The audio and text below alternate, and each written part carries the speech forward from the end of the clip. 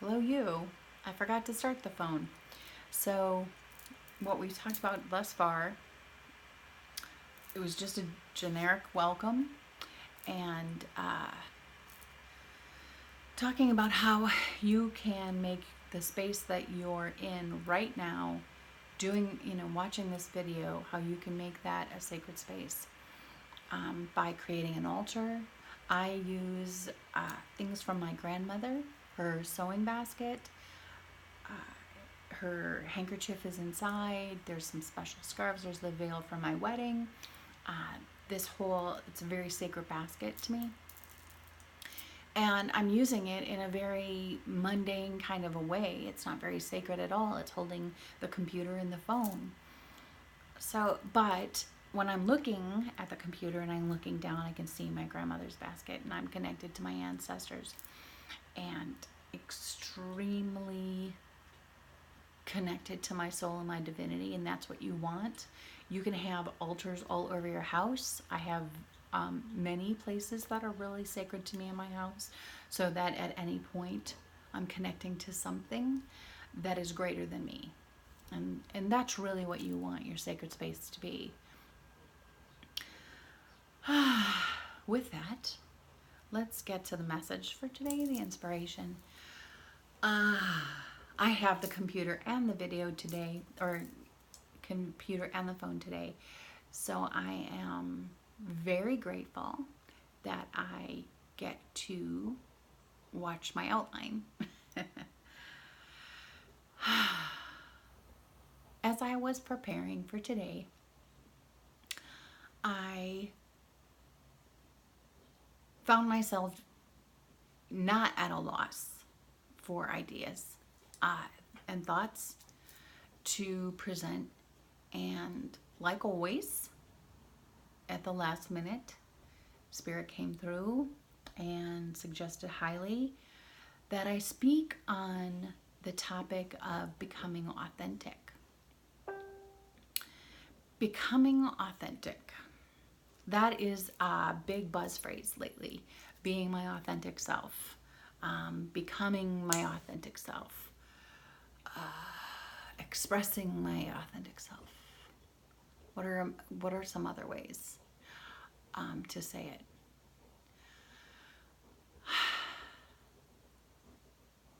This is what Spirit had to say. It isn't about becoming who you're meant to be or being the real you. You have always been you. You have always been your authentic self, even when you weren't acting like it. And I thought that is really so true. We were never not our authentic selves. We were just pretending we weren't. We were pretending to be somebody else, which is not authentic. And the reason we do that is because people in our lives taught us it wasn't right. It wasn't enough. It wasn't acceptable. It was weird to be whoever our real self is, to be our authentic selves, to show up as we are. So we learned to pretend to be somebody else.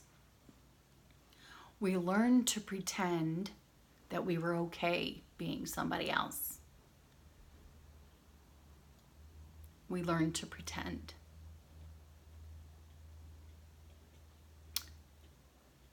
And that's really not awesome. Many of us buried our authentic selves so deep it felt like we weren't that person, that's not who we are. And then when we started a journey of personal growth, it felt like we were learning to become that person rather than remembering who that person is. A friend of mine, I think yesterday, said something about, that authentic. She wasn't living her authentic self then, or starting to, or something. And I said, well, what about What about if she was just getting stronger? Like she was there, she was always there, but now she's stronger because you're not filtering her anymore. You're not burying her anymore. Last week I talked about living in a castle with a moat and a drawbridge with a troll and a fleet of flying monkeys for protection. What if she was the princess locked in the tower that whole time? Not that she wasn't there, not that she didn't exist, not that she needed to be discovered, that she needed to be released. And I think that's the best way to explain what Spirit was trying to say about authenticity. It's just not pretending anymore. Brené Brown is an amazing woman who speaks about vulnerability quite a bit. She's a researcher. And she really explores the topic of vulnerability. I love the idea of vulnerability being a step towards authenticity. I don't think vulnerability is the same as authentic. Here's why. Bravery and courage cannot exist in the absence of fear. Get that? Bravery and courage do not exist in the absence of fear. If you do something, you're not afraid to do it, you're not being brave and you're not being courageous, right? The whole idea that we assign to being brave or having courage is to face a fear and do it anyway. Vulnerability is in that same category. Vulnerability does not exist in the absence of fear. The absence of fear in vulnerability is being authentic, right? Because vulnerability is, I'm going to show my real self and I'm so afraid that people are going to judge me, reject me, or ridicule me, but I'm going to do it anyway. Vulnerability is a form of courage and bravery because it is feeling the fear and moving forward anyway. Being authentic is being that which you are with no fear. With no fear. And I don't think that you can get to being authentic without first going through vulnerability. I don't think so. I think it's a step. I think vulnerability is a step towards authenticity, and that the ultimate goal is to be unapologetically you. That's authenticity. Vulnerability is not necessarily apologizing for being you, but it's being timid about it. It's being concerned that someone will judge you. It's believing someone will judge you and deciding that you don't care about it. It's not actually not caring about it, right? Because first you care and you decide to do it anyway, and then look, the world didn't end and you're happy and you're blissful and some people actually accepted you and your world got bigger and it's amazing, and the next time you feel less vulnerable because you feel less fear, and the next time after that, and the next time after that, and then pretty soon you realize the fear of showing exactly who you are isn't even a thing anymore. And at that point you're being authentic. You're not being vulnerable. You've transcended vulnerability. Oh, I love that. I like that a lot.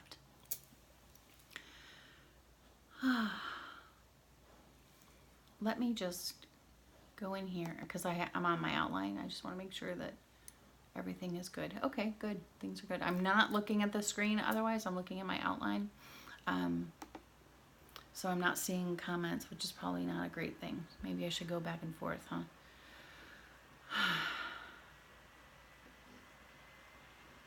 Well, actually, I think we're going to move on to the meditation now anyway. Ooh. Apparently Spirit thinks that's a great idea. So let me move to that page. And I just want you to get into a comfortable position. Make sure your spine's straight, whether you're sitting or lying down. Adjust yourself with pillows, blankets, whatever you need. Be comfortable so that your physical is not distracting you. You might fall asleep, and falling asleep is perfectly okay. It Your subconscious is listening anyway. Some practitioners feel like you are escaping the healing if you're sleeping. I don't think that that's true. I think that you have naturally gone into a state where you will be most receptive. Just me. Not to mention the fact this is being recorded, so you can return at any time and have the full awake experience as well. Because you could do this every day if you wanted. If you could find yourself an hour a day. Okay. Let's just settle in. Let's pay attention to our breathing. Cool breath entering, filling your nose and your abdomen and your lungs. Exhale and notice the air is warm now as it leaves. Take 3 very deep breaths, filling your abdomen and lungs. Hold at the count of 6 and then release. The air that is filling your lungs is clean and pure, bringing your body goodness. If your mind begins to drift, just bring it gently back to your breathing.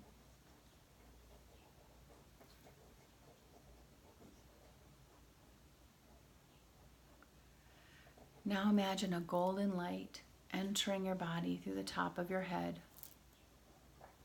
This light enters like the sunrise, slowly seeping into every dark corner of your body and your mind. As the light illuminates negativity and stress, it disintegrates them into ashes.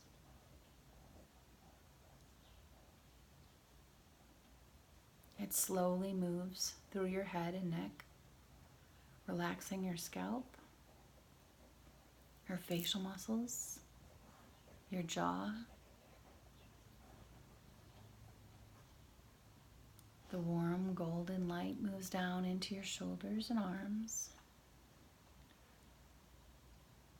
melting any stressed or negative areas. It fills your chest cavity and abdomen, slowly flows down your back, melting all your tension. It slides down your hips and buttocks, through your thighs, knees, and calves. Your feet begin to relax as the golden light surrounds your ankles and fills each of your toes.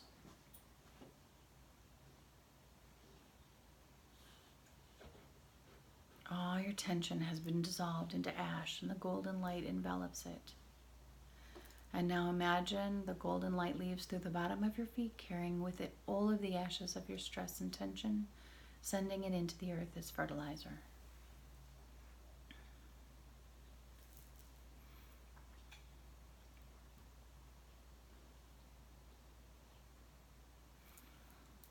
From somewhere above your head arrives a shower of white light, washing in through the top of your head and splashing through your body. It's as if you were standing underneath a waterfall of white light. It is a nourishing white light filled with love and goodness. It bathes your insides with the goodness, covers every cell, every nerve, washes your mind clean of all other thought. It bathes your muscles and bones until every cell of you is filled with the white light. You feel relaxed and peaceful.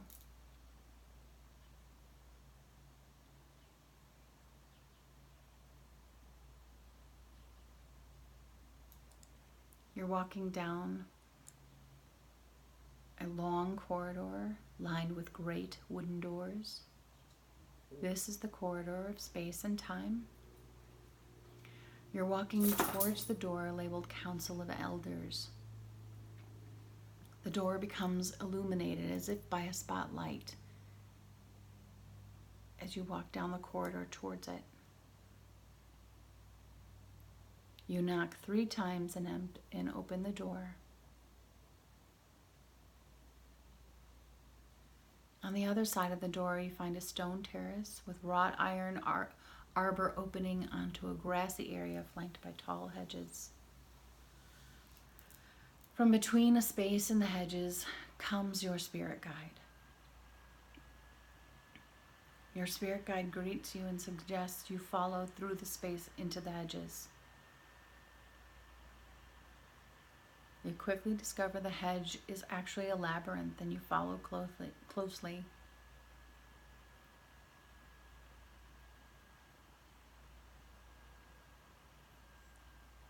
Your spirit guide takes you through the labyrinth to the center where you come upon a pool of silvery water and a small waterfall.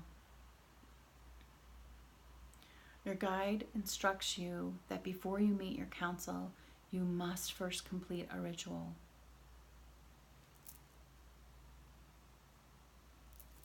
You're instructed to take a cleansing bath, and your spirit guide leaves you alone.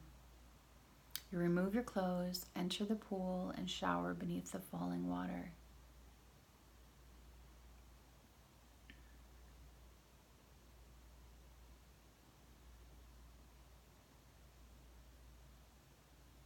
You feel the cares of the world fall away into the silvery water.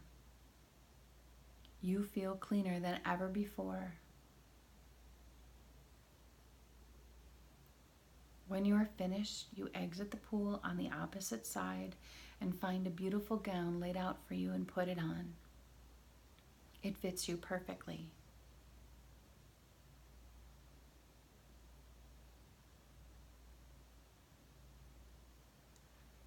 Your guide returns and suggests you follow him or her back into the hedge to another part of the clearing where an old well is located. This is the well of renewal, your guide informs you. Look at its every detail as you approach it.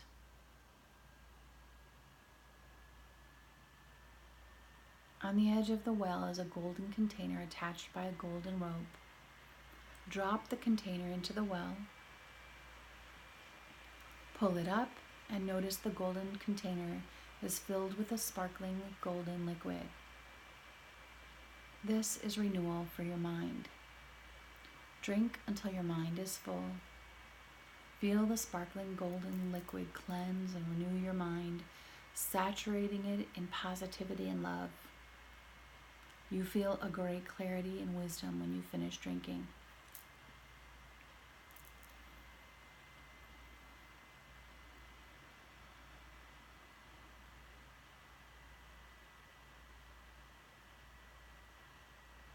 Drop the container down into the well again.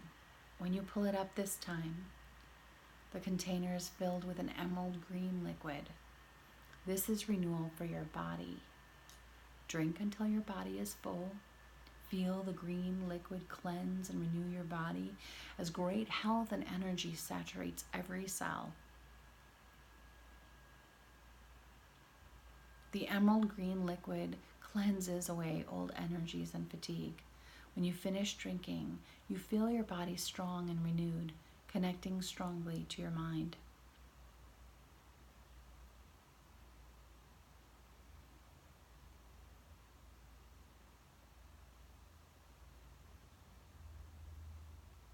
Return the container to the well once again. Pulling it up, you notice the gold container is now filled with crystal blue liquid. This is renewal for your spirit. Drink until your spirit is full. Feel the crystal blue liquid renew your spirit as a great peace tingles over you. The liquid cleanses away all that has kept your spirit hidden. When you finish drinking, you feel your spirit is strong and renewed and connected strongly to your body and mind.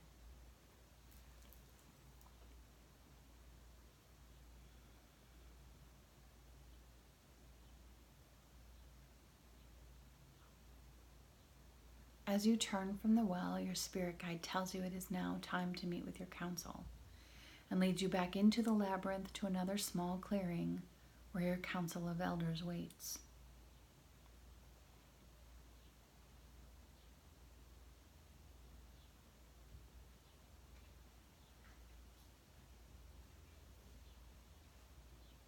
Your guide tells you this is your time to ask any questions you might have about your incarnation, your purpose, your mission, your contracts in this life or another, or any other significant question you might have. You enter the small clearing, but your guide does not. As you stand in front of them, you notice what they look like, how their energy affects yours when you are in their presence. They instruct you to sit down, and when you're ready, begin your conversation with them.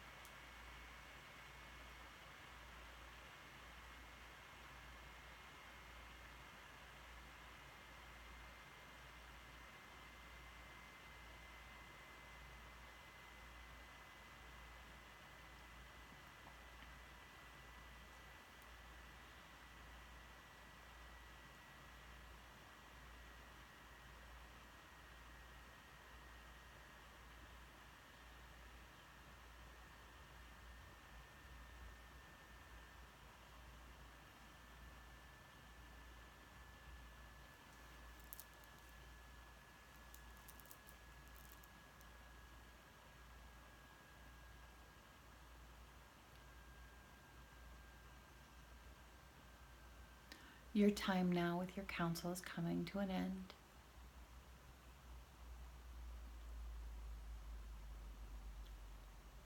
Finish the conversation.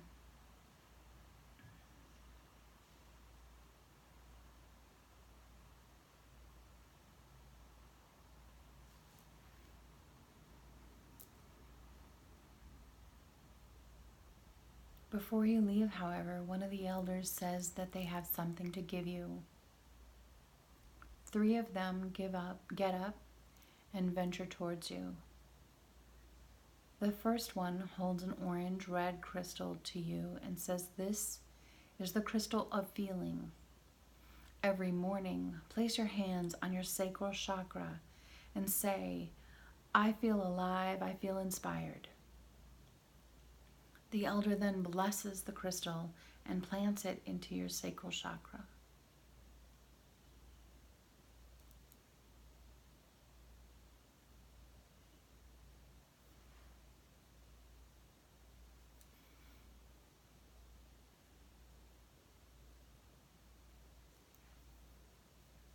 The second elder holds a green crystal and says, "This is the crystal of loving. Every morning, place your hands on your heart chakra and say, 'I love me unconditionally. I love others unconditionally.'" The second elder then blesses and places the green crystal into your heart chakra.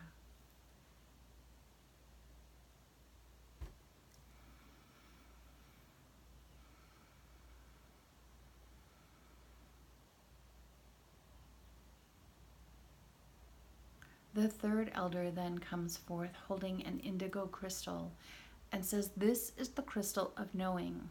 Every morning, place your hands on your third eye chakra and say, 'I know my purpose, I know my truth.'"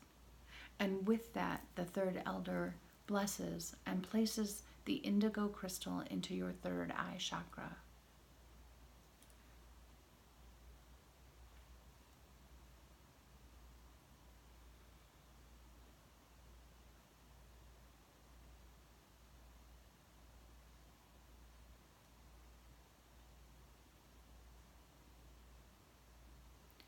The other elders then come forward, and all of them place their hands upon your aura and bless you in your journey.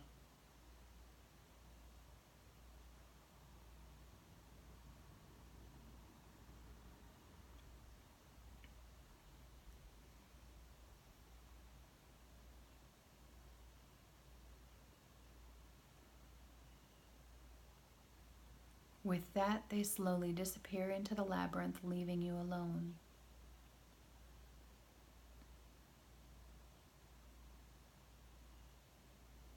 You soak up the enormity of this meeting until your guide returns to lead you back through the labyrinth to the door to the stone terrace. You thank your spirit guide for the attention, say your goodbyes, and go back through the door you came through to return to the corridor of space and time. You walk down the corridor and return to this moment.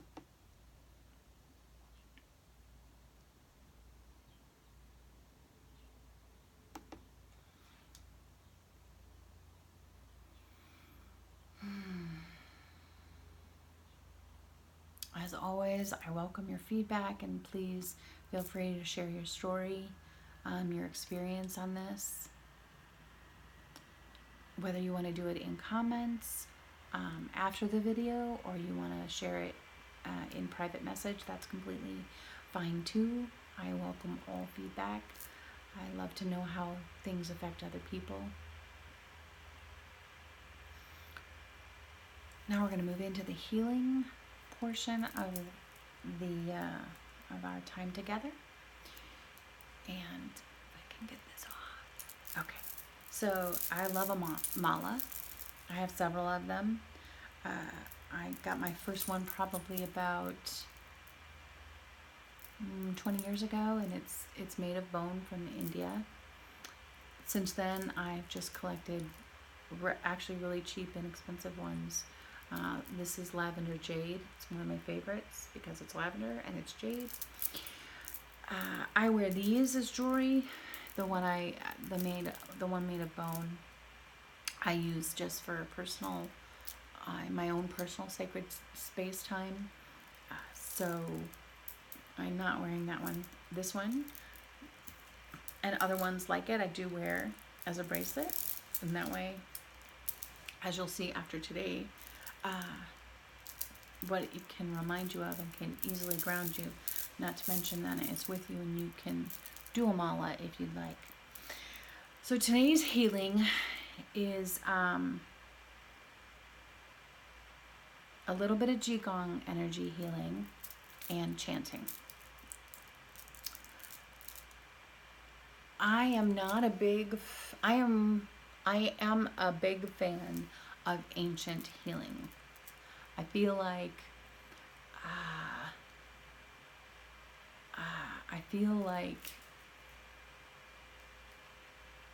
the ancient stuff is the best. There's no doubt there's benefit for new and improved healing modalities, but I think a lot of egos get involved in that and come up with new and improved things that actually sometimes cannot be improved at all. They're not improved at all, and I don't find much benefit to them. I guess some people can. I have not found those people. So, but as always with everything, I ask you to explore on your own and base your judgments on your own experience, not someone else's. But tapping is one of those things. I feel like it's just a fad that I've had it done with me. I've had a facilitator work with me on it. I felt absolutely no benefit from it whatsoever. I don't. But then I found what I believe and what others believe is the mother of tapping, and that is using Qigong. It's a Qigong energy blockage release or something. I don't know. It's using Qigong energy to open up these 4 channels. And this works for me every time. I notice a difference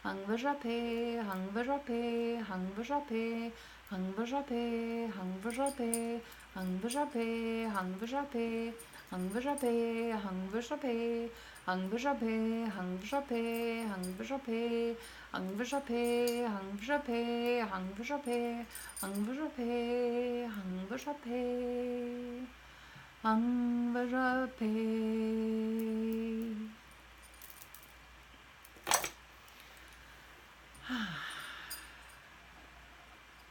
And for me, that vibration has just increased, that humming, that vibrating, it's really just really increased. So that's how you use a mala. That's what malas are for. And then now this mala now contains all of the energy that I just raised.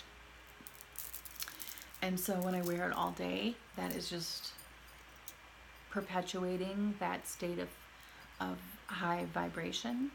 Also, if you wear it as jewelry, then if you're at work or you're out somewhere, a social situation even, and you're feeling some kind of way about something, and you just sort of want to tap in, or you want to do a quick mala, you have it on you and nobody has to know, you know, if you go to the bathroom and just do it to yourself. The words have the same vibration, even if you don't say them. I mean, obviously there is a drawing into your physical beingness when you're actually doing the chanting, but even listening to it or thinking it has great benefits. So don't feel like you have to do it any particular way to do it right. Wowie. Okay, now we're just going to do the closing, the invocation. So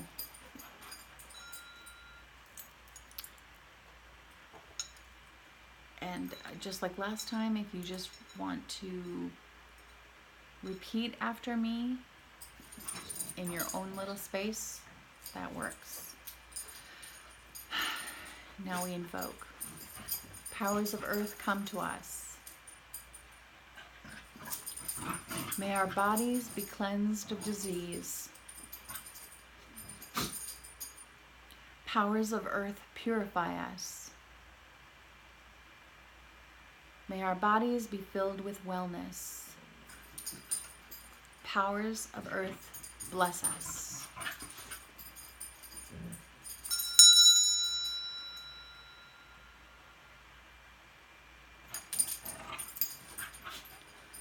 Powers of air, come to us.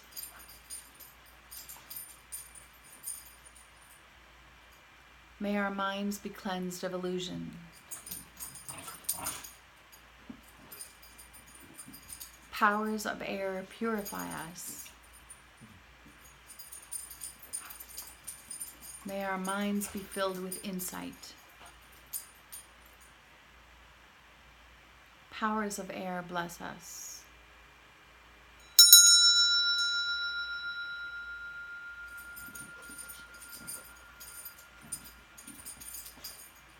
Powers of fire, come to us. May our hearts be cleansed of resentment.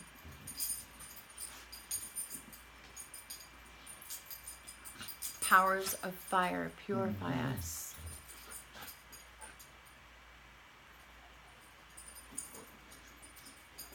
May our hearts be filled with compassion.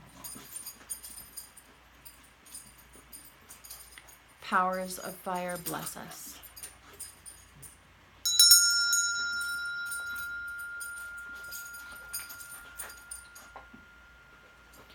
Powers of water, come to us. May our lives be cleansed of fear. Powers of water, purify us. May our lives be filled with love. Powers of water, bless us.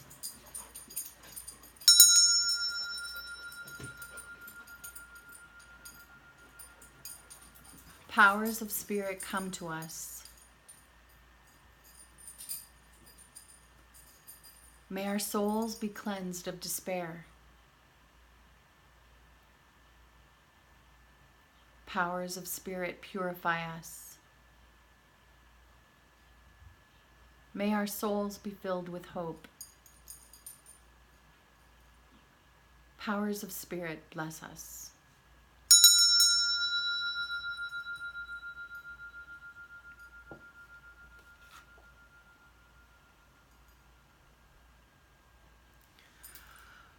And that ends our hour today. I thank you so much, whether you've joined me live or you're watching this in replay.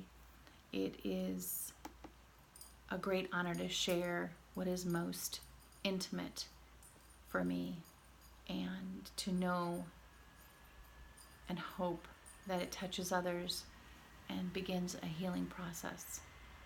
So now, go forth and heal.